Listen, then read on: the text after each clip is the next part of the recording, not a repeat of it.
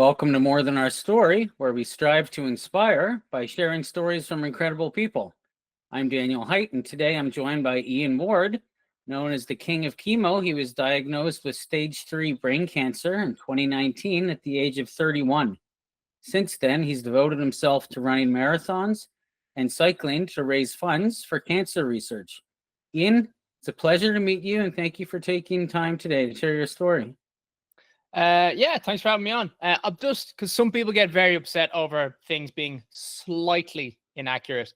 I wasn't diagnosed with cancer in 2019. I had my first scan in 2020 where they I was 30 when I had my first scan, and then I was 31 when they had discovered that this is actually cancerous, and that's kind of when things kicked off. So I had my surgery when I was 2020. So as somebody who also has incurable brain cancer, diagnosed right around the same time, I'm curious to hear how did you process the news, and how long did it take for you to ultimately decide that your diagnosis would not define you? Oh, very short period of time. For me, it was I saw the opportunity a lot sooner than I kind of had time to dread the situation. And then so it was just like, I'm focusing on this, and I just kind of went from there. And so it was kind of that sort of thing where it's like, as long as if you're kept busy, it's hard to, I don't know, get sad with a lot of times because you don't have time to process what's actually going on. And obviously that will be very good in some scenarios and a nightmare in other ones, where it's like, that's kind of how trauma happens. It's like you push it back into the back of your mind and you keep going on with something else, and you got to deal with it another time. But I would like to think that in my situation, it's not happened like that. So you're stage 3, and the doctors gave you 5 years. What kind of brain cancer do you have? It's the depending on which of the doctors within the staff you speak to. Some say it's a glioblastoma, and then some say that it's an astrocytoma. So take your pick. Okay, I have an astrocytoma. Oh, there you go. Yeah. Yes. Yeah, we can. So how are you feeling these days? Yeah, fine. I mean, I'm really lucky. I've never had symptoms. The only thing that I've had certain symptoms, but they seem to be more related to the actual surgery itself rather than the brain tumor. So speaking of the surgery, you underwent an awake craniotomy, Yeah. like me, something that most people really just can't fathom. No. What was the most surprising part of that procedure for you? I suppose the most surprising part was the thing that was the most painful was how much my hips ended up cramping up. And because you've got to stay absolutely perfectly still while doing that. That was something that, like, when I was saying, like, hey, can I just shimmy my hip around a little bit just because it keeps cramping up?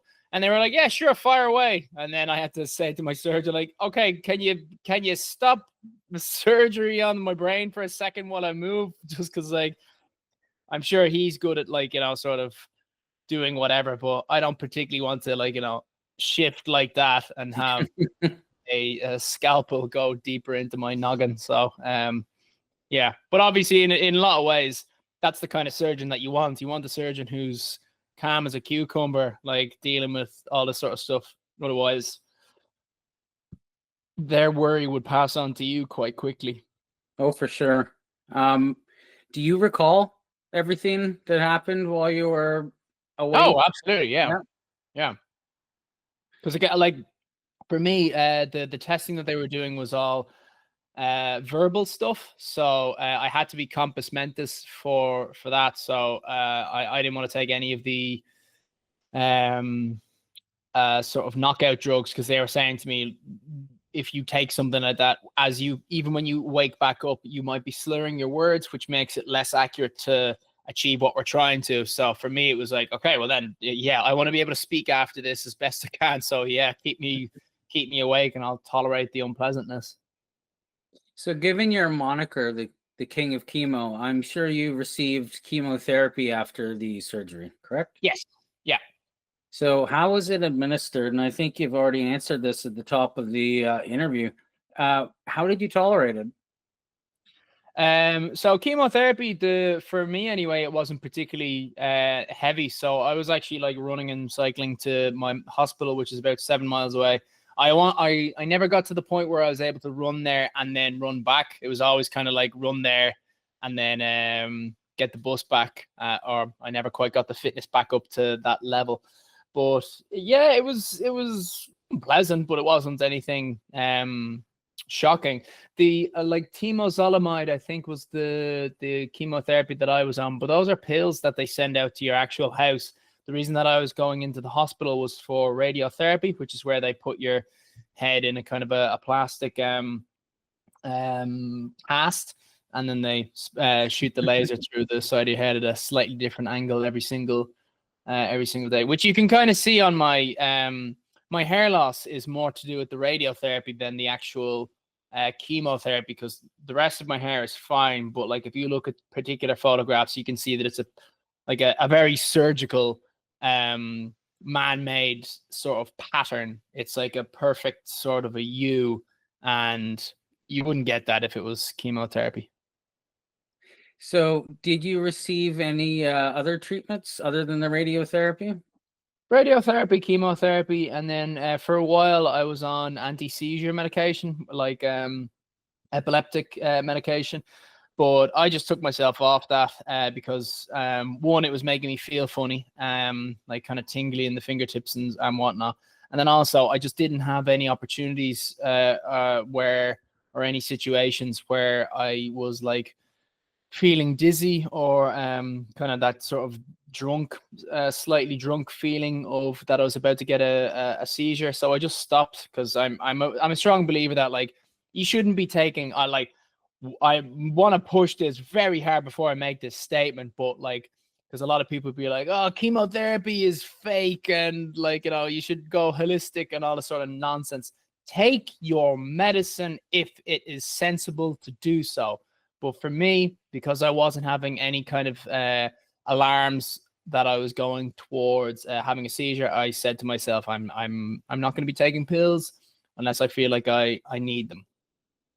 I And so wanted to take a moment and echo that. Yes, holistic. If you want to go that way, you can, but give it a I go. absolutely listen to your doctors, people. Yeah. Yeah, like I also had temozolomide and radiation therapy, and I wouldn't trade it for anything. I am, however, on my anticonvulsants to this day. Did you ever experience any seizures? Yeah. I had one seizure when I was out running, and I said to myself, okay, you're feeling a bit dizzy at the moment, but you know, try and push through this, because this might be an ongoing issue that you're gonna have to deal with. And then the next thing I knew, I woke up, and thankfully I'd landed on grass, on soft ground rather than concrete. And I was dealing with a paramedic, and I was like, okay, next time that happens, don't push through it. And I never passed out again. It was like I had a couple of moments when I was feeling that sort of overwhelm, over haziness. And I just sat down. I just sat down in the middle of the street and just sat there for a while, and then it eased off. And it's like, okay, cool. This is very manageable. Part of the reason why I took myself off the medication, because then I just wasn't in any kind of a scenario like that again. And so I just sort of thought, like, I don't want to be taking extra sort of pills that could be affecting my my mind or my body in any way, unless it's a necessity. And I suppose going back to the holistic medications, I still take like often when people on social media will recommend me a big array of different sort of supplements to take, turmeric and black pepper and, you know, soursop and all sorts of stuff. And I like no reason to not take them. They're not particularly expensive. And even if they're not something that is going to cure my cancer or keep my cancer at bay, they still have, like, you know, high levels of vitamins and whatnot. So, you know, it's not the end of the world if there was research to come out and be like, yep, so turmeric powder or supplements and have zero, absolutely zero benefits towards cancer in the slightest. I'm not going to lose sleep over that because it's like, yeah, okay, but they still have like decent vitamins in them anyway, so why not? Any other side effects from your surgery? Nope. No, lost Excellent. speech for a while, but it came back. Same here. What about your memory? Um, Sometimes I wonder about if my memory used to be a lot sharper when I was younger, and that I don't know the difference whether it's just getting older in general, or if it is something that is related to the cancer treatment. But I mean, it's if it was significant, I would think that it's the brain cancer or the surgery, but it's not really significant enough for me to think that it couldn't just be I'm getting older. So let's shift gears here. Tell me about your mission. So I want to break the world record for raising the most amount of money ever for running a marathon. But more importantly than breaking a world record, because records can be broken over and over and over again. But I want to be the first person ever to do it without asking for donations. And so my whole policy or idea or concept is to ask people to follow my channel. So the channel is really big and attractive to advertisers, for corporate advertisers. And then the money from the advertising goes directly to charity. So it's I'm not asking people to donate. I'm asking people to follow the account, and it's been working so far. And one of the main reasons why I want to do that is because it's a first. I'd be the first person. One, I thought it was a good idea, and then also I've worked at charities before, and I know that there's something called donation fatigue, which is like, hey, give a euro, give a euro, give a euro, even though it's a small amount. It's kind of like, ugh, when is this going to end? When are you going to stop asking me for money? And the answer is never. So I kind of knew I'll make a couple of sort of points. I'll hit a couple of milestones with that kind of an idea, but it won't be never ending. And so I kind of thought like this concept is never ending because it's like just keep following the channel, more people add to the channel, more donations go in, and nothing. I'm not asking for more of a person. Once they follow the account, it's like that's pretty much it. Liking and commenting is very helpful because it attracts more people in, helps the algorithm. But once you click that follow button, that's all you need to do. So it quite literally is pressing a button to help raise money for cancer research. So press a button to cure cancer. It's like quite literally pressing a button to cure cancer. So I guess two questions. Cancer in general, or have you decided to focus on brain cancer? No, I actually just wanted to go as vague as possible because for me, it's not so much about the. I don't want to pretend like I'm some sort of massively altruistic human being. I wouldn't say that I'm outrageously selfish, but I also wouldn't say that I'm selfless. And this, to me, it's kind of like I've loved video games since I was a child. So this to me is just kind of like the numbers and the goal of this is a really big, meaningful achievement, and I want to achieve that. So I'm not so much focused on the charity itself in terms of I'm going to do it for brain cancer because I have myself a brain cancer. I went with cancer simply because it affects the most people in the world. So I thought that it would be something that everybody could get behind on supporting. But to be perfectly honest, if I wanted to go specifically for the charity that I care most about, I'd go with homeless people or mental health because that'd be the thing that would actually be closest to my heart. But it just makes way more sense from a social media point of view where cancer patient raises money for cancer research. It's less confusing. So where did that strategy originate from? I know you said you worked with charities. Do you have a background in social media? I didn't have a background in social media, but like, I would just watch, YouTube as much as the average person.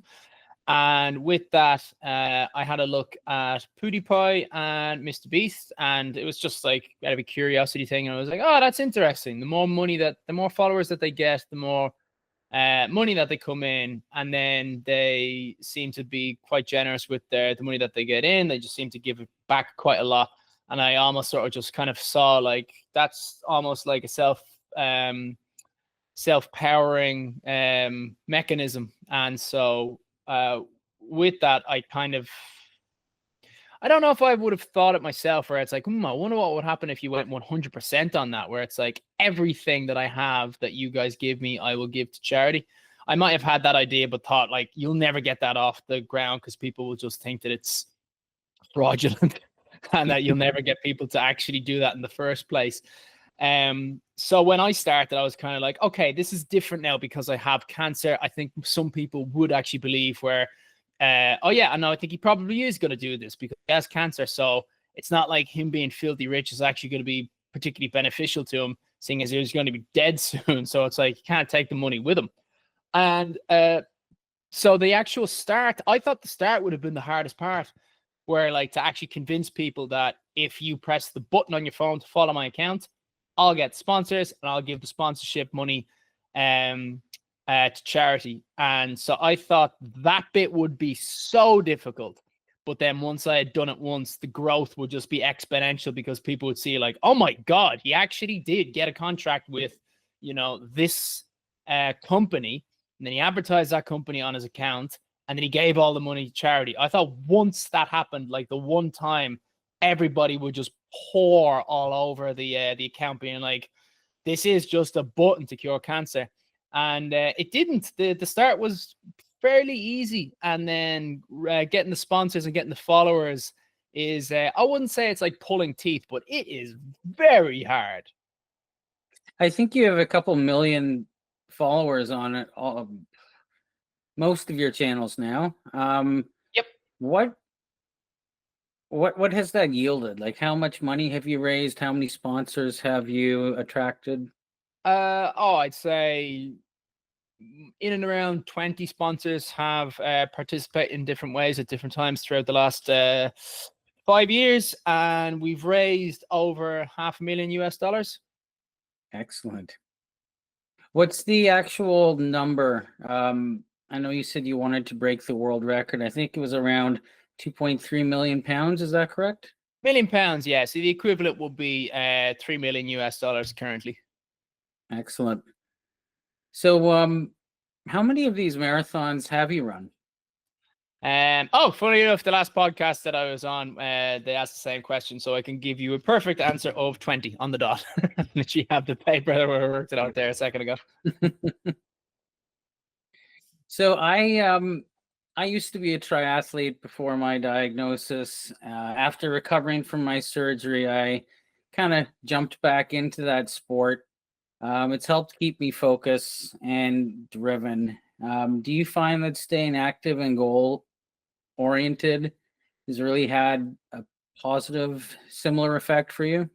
Oh, absolutely. Like ever since I started this, I just haven't really had the time to sort of dwell on the unpleasantness of having cancer. And it's like, even though every day, it's there, I don't think a day would go by that I haven't read the word cancer or written the word cancer or said the word cancer. But in a lot of ways, it's almost that I'm not actually thinking about the tumor in my brain that's like growing and trying to kill me. It's more about this like goal that is directly related to that thing. So while I'm absolutely hyper focused on my own cancer, I'm also like kind of blinkers on, head in the sand. Yeah, whatever. Like fucking kill me later. I'll deal with that later. Sorry, is swearing allowed on your podcast? Absolutely, yes. Okay, cool, yeah. Apologies about that. I should have asked at the start. So why the name? Oh, that's simple enough. That one of my friends just we were on holiday once, and he came back from we hadn't seen him in like 2 days, and he came back real sunburnt, and we were like, "Where were you?" And he was just like, "Oh, sure, I was off having fun with the locals, and it was great. Sure, they're calling me. We were in Crete, and he was in Greek in Greece, and he just goes, "Oh, sure, they're calling me the King of Crete." And we just like found that incredibly funny. And ever since we've heard our friends say that thing, we've just kind of used that same phrase with I'm the king of whatever. And so in any scenario, it'd be like, does anyone have a spare toothpaste? And it's like, sure, me, there's several packs of in that house, right? I'm the king of toothpaste. We would just use it for that. And then just when I was talking to my friends about like sort of going through the cancerous situation. At one point, I think I said, like, don't worry about me, lads, I'm the King of Chemo. And one of them then responded back being like, that's a good name. That's a decent username, Ian. You might use that. And then I just took their advice and was like, yeah, you're not wrong. So what's next for you? I suppose the very next large event would be I'm doing a marathon on Twitch, a live marathon on Twitch while playing video games, and that's going to be really tricky, seeing as how the video game itself is Warzone, so a lot of first-person perspective, which is definitely going to be jarring and throw my actual my direction on the treadmill off quite a bit. And I wouldn't say there'll be a huge amount of falling off. There probably will, but I'd say the hardest part will be the slipping off the sides a fair bit. That will happen a chunk, and that's going to be on the 23rd of July. So it's about what 2 weeks away. Oh yeah, 2 weeks away on the dot. And yeah, that the is the sort of 5-year mark of me getting past 5-year estimated life expectancy. So I don't know what you'd call it, getting past the threshold of my death sentence. So where can people find you and follow along on your adventures, I'll call them? Well, Twitch, obviously. Twitch will probably be the most important one in a lot of ways, because I'm actually aiming to break a charity world record in August, which is the longest charity live stream. So that's based off of time rather than how much money is raised during that period.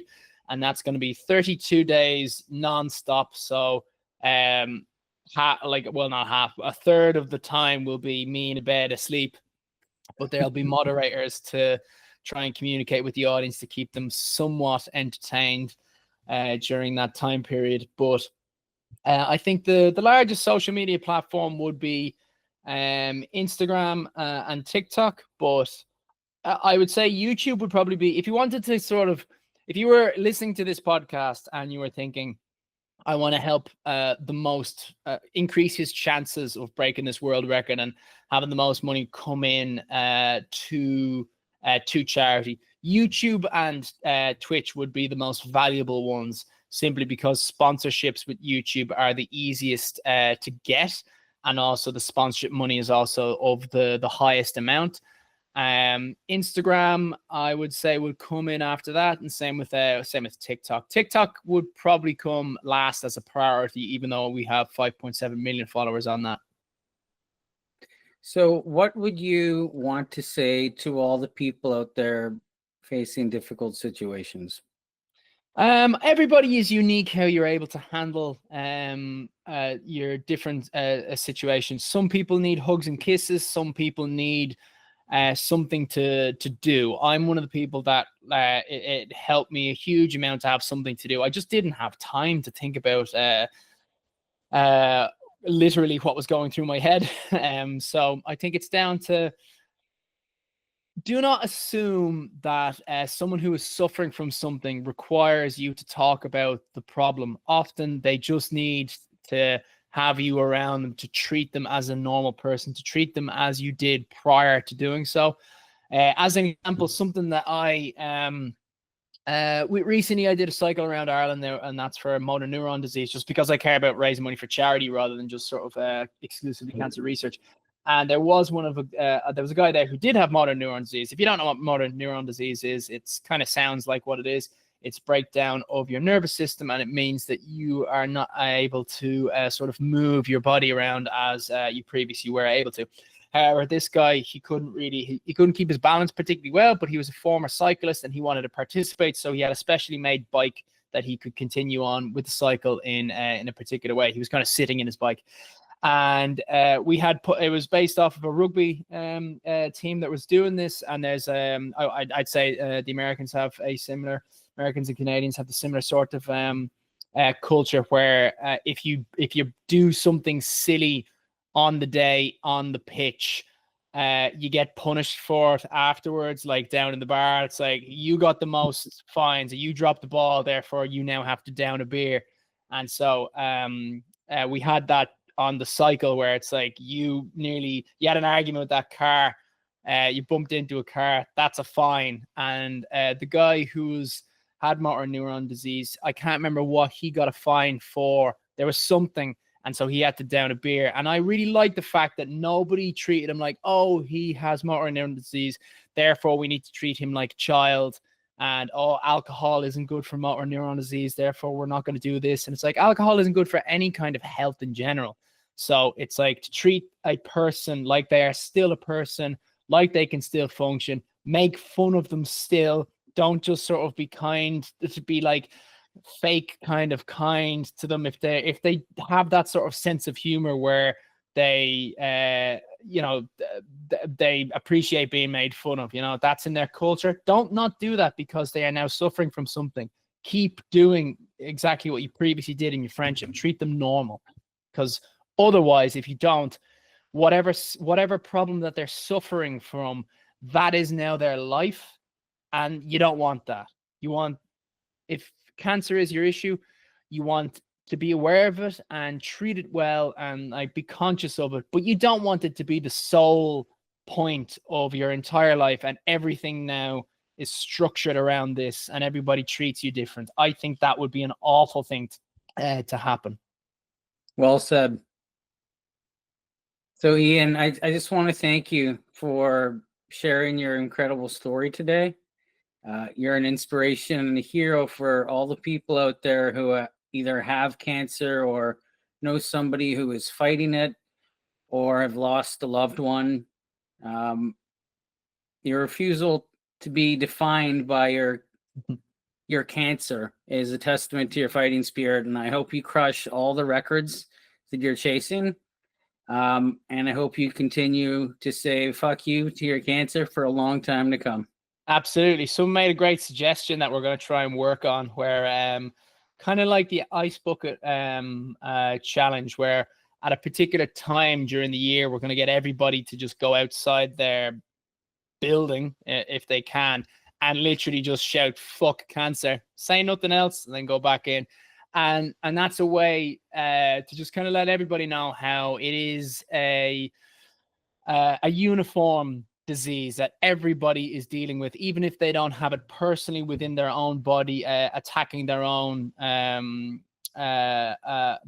body that they are in, because your mother could have cancer. And if you think the cancer doesn't affect your life because it's not something that you have to go into chemo for yourself, you're incorrect. And if you don't have anyone in your life, good, that is a good thing. However, there's not a hope in hell that you will get to 40 and not have several people in your life that will be affected by it, because the amount of people that will have statistically get cancer in their life is 1 in 2. So that's half the population.